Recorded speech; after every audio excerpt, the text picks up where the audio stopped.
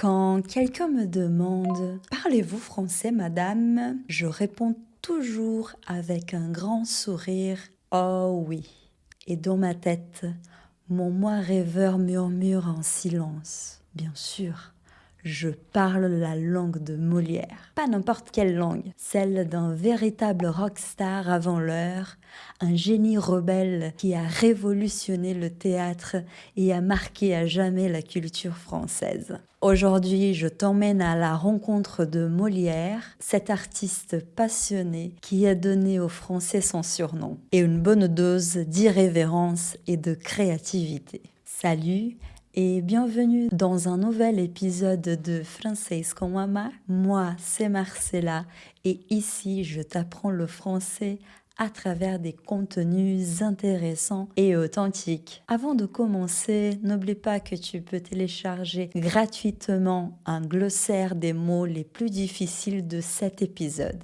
Tu y trouveras aussi des exemples concrets tirés du quotidien pour bien comprendre chaque mot. Clique sur le premier lien dans la description pour le récupérer. C'est une ressource idéale pour t'aider à progresser en français. Le français est parlé dans de nombreux pays par des millions de personnes. Beaucoup l'associent à la diplomatie, à l'art, à l'amour, mais savais-tu qu'il est aussi lié à un célèbre dramaturge? Et oui, tout comme le portugais est surnommé la langue de Camões, le français est souvent appelé la langue de Molière. Mais alors, qui était Molière? Jean-Baptiste Poquelin, plus connu sous le nom de Molière, est né le 15 janvier 1622. Fils du tapissier du roi, Molière très vite s'éloigne de la voie tracée par son père et préfère passer du temps près des théâtres de rue, monté sur les ponts de la Seine. Grâce à son talent, en 1658, Molière a même l'occasion de jouer devant Louis XIV. Il commence par interpréter une pièce de Corneille, mais voyant que l'ambiance est un peu trop sérieuse, il ose changer pour une de ses propres comédies. Le monarque rit aux éclats. Ce fut un véritable tournant. Le roi Soleil devient d'ailleurs l'un de ses plus grands admirateurs. Il lui offre une salle au Palais Royal, participe à plusieurs de ses comédies-ballets et devient même le parrain de son fils. La classe, non? Avec un fan aussi prestigieux que Louis XIV, tu imagines bien que Molière n'était pas n'importe quel artiste. Il a enchaîné les chefs-d'œuvre, écrivant des pièces emblématiques comme Tartuffe, l'Avare ou encore le bourgeois gentilhomme. C'est d'ailleurs grâce à ce génie intemporel que le français est aujourd'hui surnommé la langue de Molière. À travers ses pièces, il dénonce avec un humour grinçant les travers de son époque. À vrai dire, Molière c'était un peu une rockstar avant l'heure. Et pas seulement parce qu'il avait les cheveux longs, c'était surtout par son esprit rebelle. Il n'hésitait pas à critiquer la société, l'Église et les nobles. Résultat, pièces censurées, polémiques, quelques séjours en prison, mais aussi un succès phénoménal. Sa vie semble tout droit sortie d'une pièce et elle continue de fasciner les amoureux de la culture française encore aujourd'hui. Et justement, la fin de son histoire est aussi théâtrale que sa vie entière.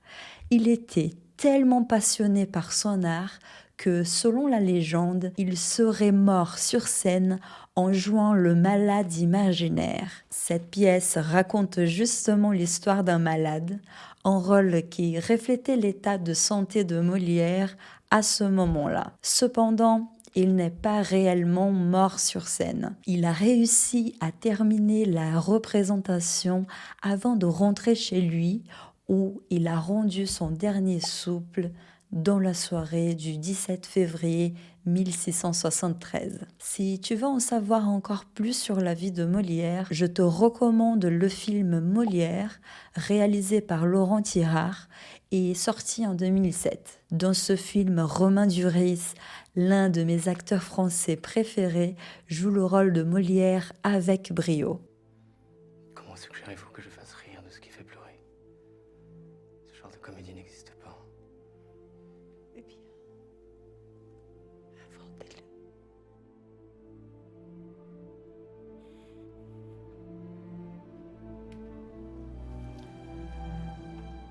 Pour revenir au chef-d'œuvre de Molière, ma pièce préférée est l'Avare. Cette comédie raconte l'histoire d'Harpagon, un vieil homme riche mais complètement obsédé par son argent. Swimming in it.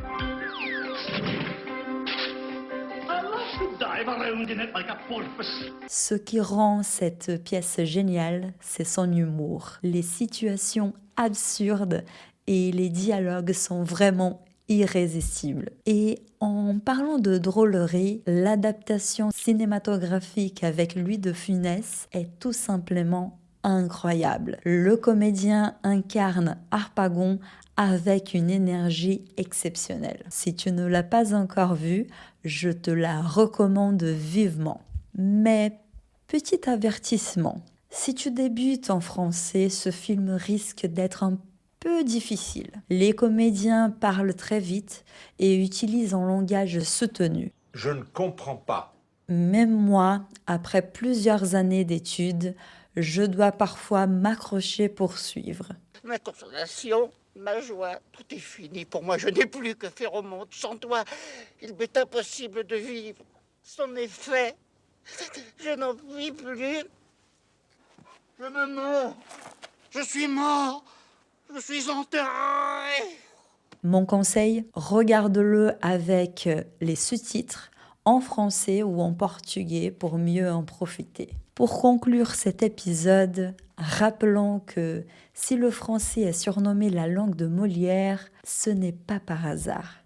Grâce à son génie et à son esprit un peu rebelle, Molière a marqué à jamais l'histoire de la langue française. Une langue généreuse, élégante, créative, mais aussi pleine d'audace. Loin d'être avare comme Harpagon, le français offre une infinité de richesses à ceux qui aiment jouer avec les mots. Et en parlant de jeu de mots, je repense à une phrase de mon amie Marie qui m'a dit un jour « Tu n'es pas belle Marcella, mais rebelle ». D'un côté, rebelle, c'est-à-dire une personne qui refuse de se plier aux règles, et de l'autre, belle, comme si l'on redevenait belle encore et encore à chaque étape de sa vie. Eh bien, pour moi, la langue française, c'est exactement ça. Elle est plus que belle, elle est rebelle, toujours vivante, toujours en mouvement, toujours prête à se réinventer. Pas étonnant qu'on l'appelle la langue de Molière. C'est pour cela que je tenais absolument à lui rendre hommage